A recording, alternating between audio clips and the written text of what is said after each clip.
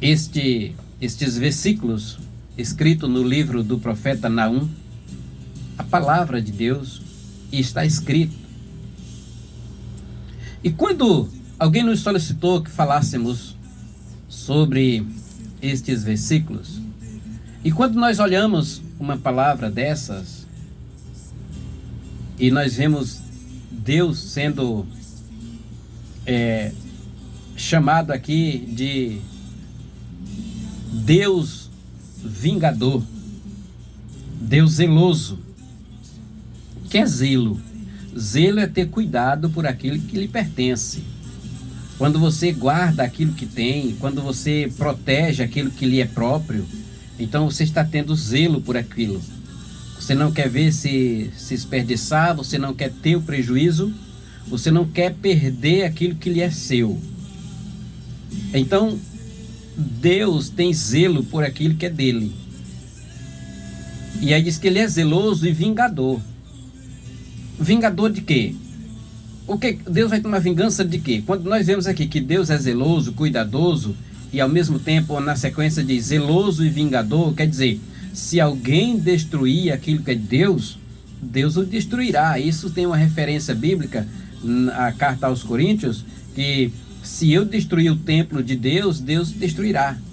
Então há uma certa ligação entre eu ter cuidado da minha vida e ao entregar ela para Deus, porque Deus tem o cuidado de mim.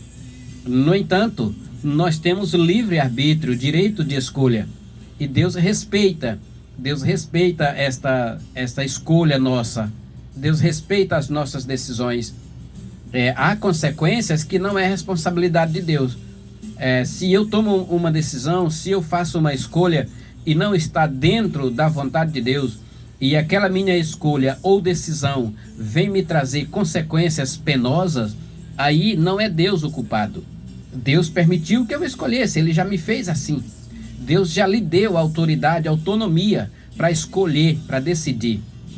Então nós precisamos apenas orar para que as nossas escolhas e decisões sejam tomadas e feitas dentro da vontade de Deus. Aí então, Deus é zeloso e vingador. O Senhor é vingador e cheio de furor. Imagine uma pessoa com essas personalidades. Uma pessoa que é zelosa, que é vingativa, uma pessoa que é vingativa e cheio de furor. O que é furor? É ira. Alguém irado, alguém cheio de furor. O Senhor toma vingança contra os seus adversários e guarda a ira contra os seus inimigos. Ou seja, Deus tem essas qualidades, porque não há defeito em Deus, porque se isso fosse em mim, eu diria que seria um defeito, mas é Deus. A Bíblia está falando que Deus é vingador, que Deus é cheio de furor, que Deus toma vingança. Então, se isso está sendo aplicado a Deus, e eu entendo que o adversário de Deus não é o povo dele, então, se essas qualidades fossem atribuídas a um de nós, aí então estávamos errados. Nós estávamos em imperfeição, mas são atribuídos a Deus. Então o versículo fecha aqui, o versículo 2, dizendo que o Senhor guarda a ira contra os seus adversários. Ou seja, é um Deus irado? É um Deus furioso? Mas ele reserva isso aí para ser aplicado no dia certo. Deus não é vingativo, Deus não vai irar-se contra a minha pessoa dentro das minhas escolhas erradas. Se eu escolher um caminho errado, Deus não vai tomar vingança naquilo ali ainda em vida. Por quê? Porque ele é tardio em irar-se, está escrito no versículo 3. Ele me dá tempo, ele me dá oportunidade. Aquilo que eu faço dentro das minhas escolhas, dentro das minhas decisões, são responsabilidades minhas e não de Deus. Uma vez que aquilo que eu escolho, que eu decido, pode me trazer consequências boas ou ruins, e isso, se for consequências boas, louvamos a Deus. E se for consequências ruins, devemos continuar louvando a Deus, porém, vamos colher frutos amargos dentro daquilo que plantamos. Então, portanto, é interessante que nós selecionamos sementes para poder fazer uma plantação que venha trazer depois uma colheita saudável e sem lágrimas e sem dor. Aí diz aqui, o Senhor é tardio em irar-se e grande em poder. Ou seja, ele é todo poderoso. E ao culpado ele não tem por inocente. Olha aqui. O Senhor, ele sabe julgar as coisas corretamente. E ele não se deixa enganar pela aparência de qualquer pessoa, pelo diálogo de qualquer pessoa. O Senhor conhece o coração. Antes que as minhas palavras venham a ser verbalizadas, ele já conhece o intuito do meu coração. Ele já sabe o que tem dentro de mim. Antes de eu falar, ele já sabe o que eu vou dizer. Antes de eu pensar, ele já leu os meus pensamentos. Então aquilo que eu falo não é de responsabilidade divina, e sim minha. Aquilo que eu faço não é de responsabilidade de Deus, e sim minha. Portanto, precisamos tomar cuidado na hora de decidir. Porque o nosso Deus, a Bíblia diz, o Senhor é zeloso e vingador. Mas pastor, o senhor falou que o Senhor não vai tomar vingança, mas quando é que ele é vingador? Ele é vingador e será vingador e vai tomar vingança. A ira de Deus será derramada, mas sabe como e quando? Vamos observar aqui um texto que está escrito aqui na carta aos Romanos, o capítulo 1, que vai nos abrir um horizonte a respeito do derramamento da ira de Deus. Olha só, versículo 18 do capítulo 1 da carta de Paulo aos Romanos. Está escrito assim, ó: porque do céu se manifesta a ira de Deus sobre toda impiedade e justiça e injustiça dos homens que detêm a verdade em injustiça. Olha aqui.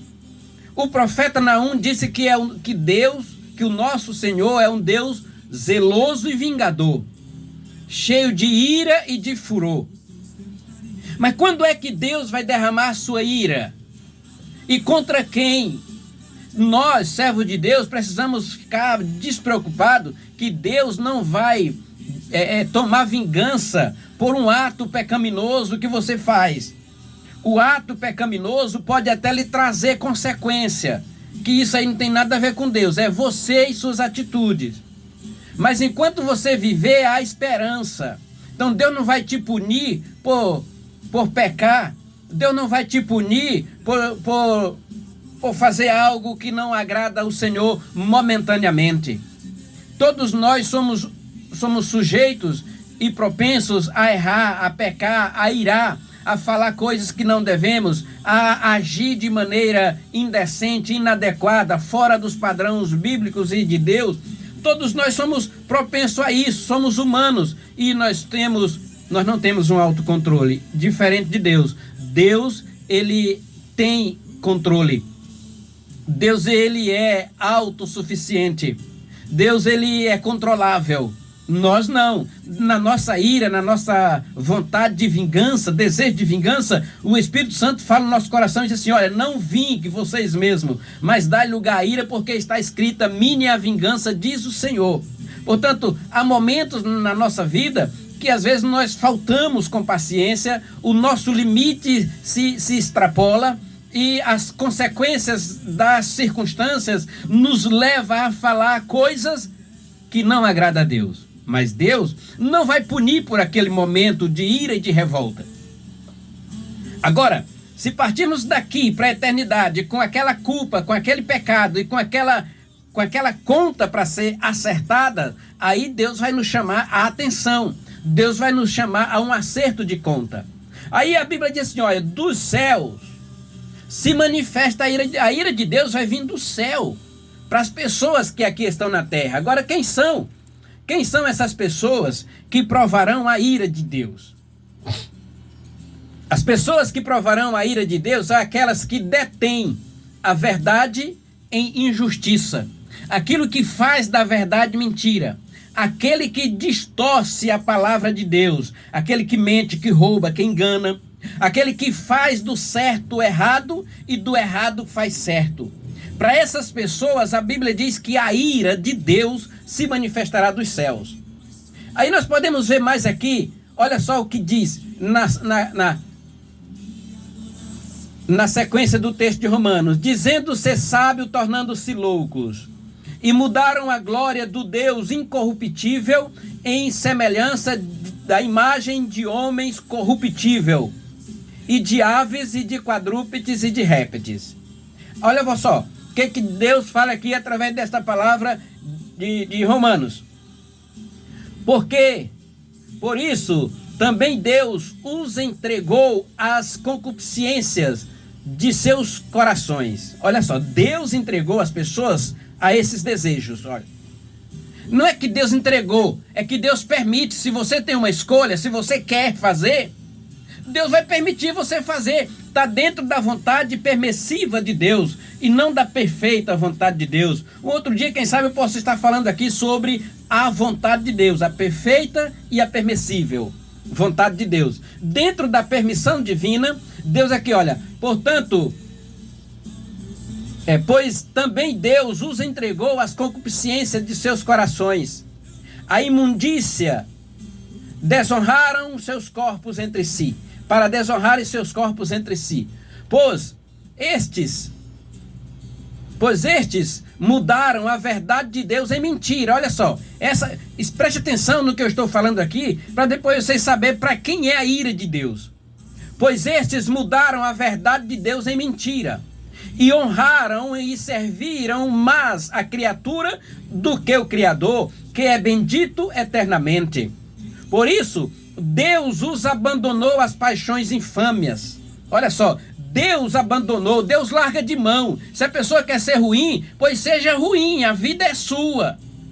A vida é sua, faça dela o que quer. Saiba que Deus vai prestar conta, Deus vai pedir conta dela um dia. Pois estes mudaram a verdade de Deus em mentira, honraram e serviram mais a criatura do que o Criador, que é bendito para todo sempre.